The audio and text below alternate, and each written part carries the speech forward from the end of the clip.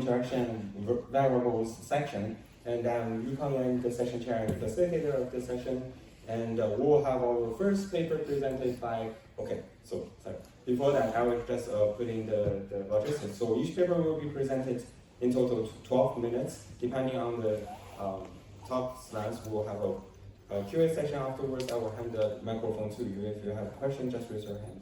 And during the Q&A session, the next presenter please come to the stage and set up the laptop. All right, our first paper will be presented by Shan-Yuan Teng from University of Chicago, and the paper is about next generation wearable haptics should balance virtual and real-world fidelity. So Shan-Yuan, take it away. Hello everyone, this is Shan-Yuan Teng.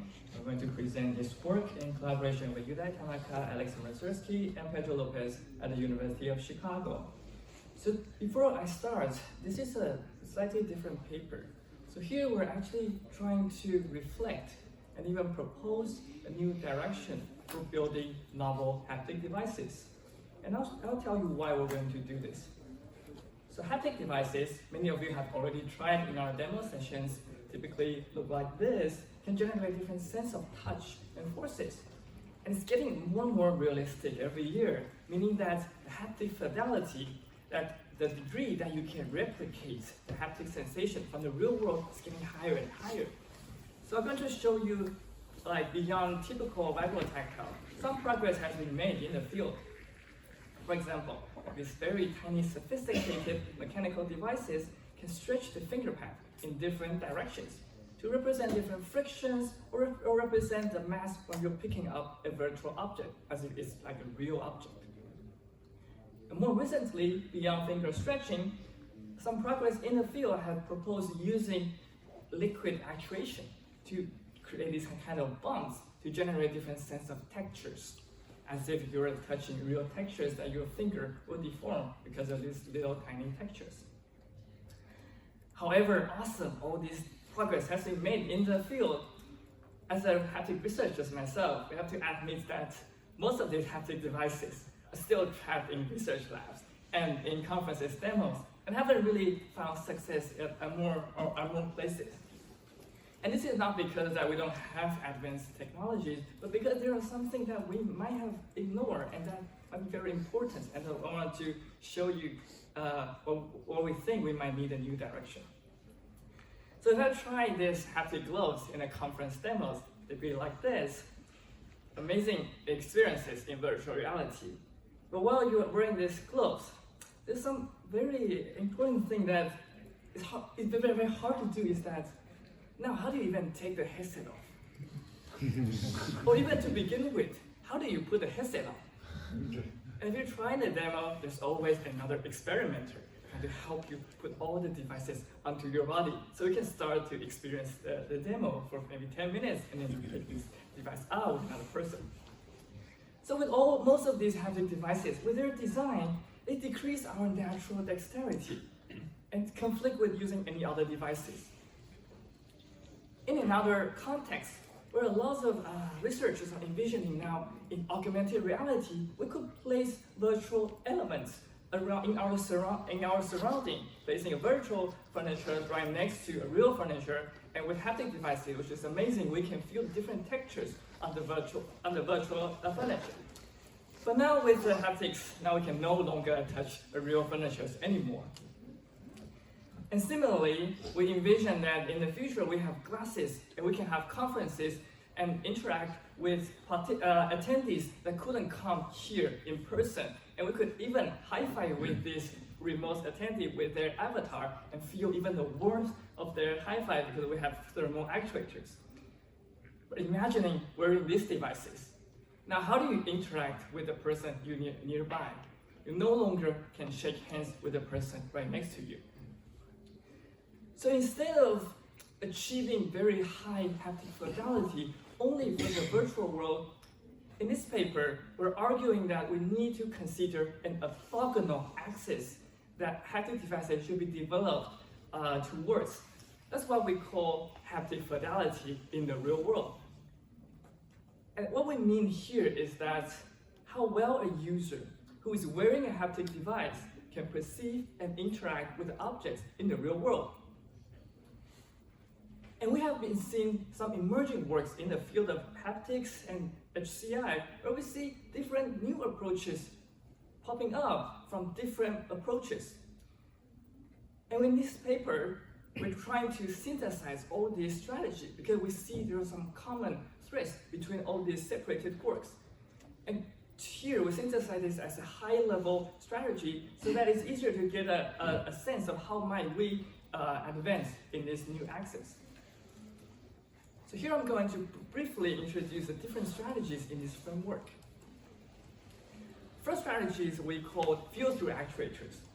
So to preserve more haptic sensation from the real world, one way to do it is to make the device super thin, flexible, conformable to the skin, and let this generate a sense of haptics, and it doesn't really obstruct too much from the real world. So this can be done mechanically using soft actuators, or it can be done with electrotactile actuators. We're using electrotactile because these are just conductive electrodes. They can be made very thin and conformable. So wearing these kind of devices like this one, you could not only feel the virtual tactile-like patterns on your finger pad, but you can also feel through this to touch the textures of the toy car.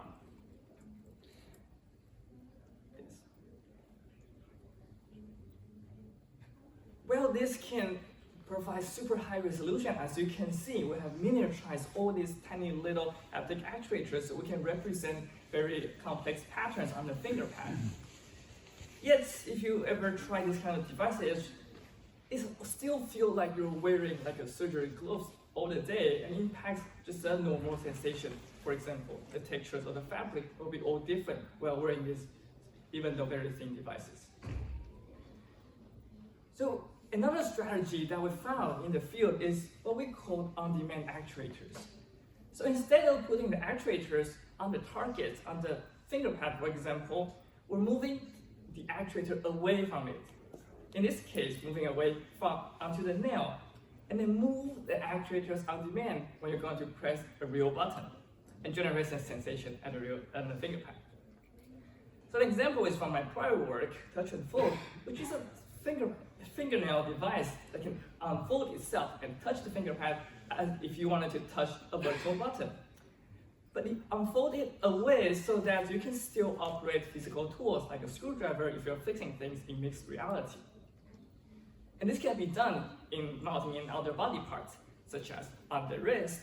If you're interacting with a virtual apple, in this case, the device can come to your hand and render the shape and the vibrotactile feedback from this device. And it can move away if you don't need it, so you can still type on the keyboard. So what's cool about this strategy is that it keeps the finger pad entirely free, and it can provide stronger haptic feedback compared to others. But the obvious limitation is that the mechanism can be cumbersome for another body parts. So another strategy is, how about we just move the actuators away and move the actuator entirely to another body part and generate a sensation over there. And it has been explored in the field on moving away from other body parts. And most popular that is moving to the wrist. So here's an example where you're interacting with a virtual button, but instead of feeling on the finger pad, you feel it on the wrist with a sensation of squeezing. So in this strategy, we keep the fingers of the hand entirely free, which is really awesome. Yet there's always a mapping. The user needs to learn the association of the haptics that's supposed to be on the finger pad to the wrist. Finally, we found another strategy in the field, which we call remote actuators. Similar to relocated actuators, the actuators move away, but however, there's some trick that we can deliver the haptic sensation onto the target, onto the finger pad, for example. And this is more an exploratory and more preliminary approach compared to others, where researchers started looking at how might we use acoustic focus waves to deliver haptic sensation further away, or use electrical stimulation to leverage the fact that we're more sensitive on the part, we have more receptors, so then we can simulate on the number side and generate sensation on the side that we're more sensitive. So in this case, the actuator doesn't have to be on your hand, but actually you can feel the sensation on your fingerpad and along with the physical sensation from the real world. So this strategy effectively keeps the hands free and have the sensation at the right spot as the user might expect it. However, from the current technology, we have very low spatial resolution, and most perhaps 1 point on the fingerpad. For all of these strategies, we're actually looking at a very different direction that would require new evaluation.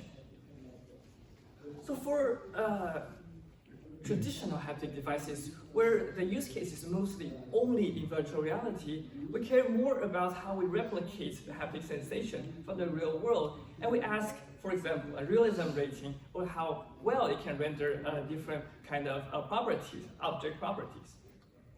And now with this orthogonal access, and with all these works that we synthesize in these strategies, we start to see different evaluation for haptic devices, such as how does it impact our haptic sensitivity, our haptic acuity, how does it impact how we recognize object in the real world, or dexterity in different applications. And speaking of applications, all of these actually open up new applications outside of VR. You can see most of these scenarios include physical objects, like toys, pencil, tools, or even DJ. In most of these work, we find the good applications for their haptic devices. But one can think from another way, that is, well, now we know that we have strategies that we can achieve different levels of haptic fidelity in the virtual world and the real world. Then how might we design a device that can meet a requirement of a set of an application and achieve a sweet spot that we can have enough haptic fidelity from the real world to achieve something like repairing something, but we also have enough haptic fidelity for the virtual world so that we can learn something from the virtual tutorial.